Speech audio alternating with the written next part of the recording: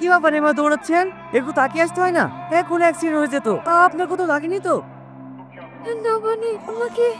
আপনি আমাকে ছেড়ে যাবেন না, তাহলে ওরা আমাকে মেরে ফেলবে। আপনি আমাকে বাঁচান।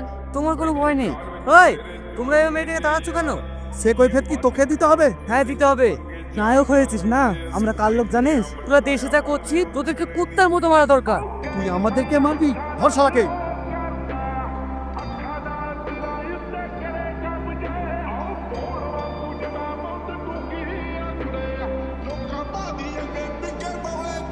আপনি যদি না থাকতেন তাহলে আজ আমার সর্বনাশ হয়ে যেত।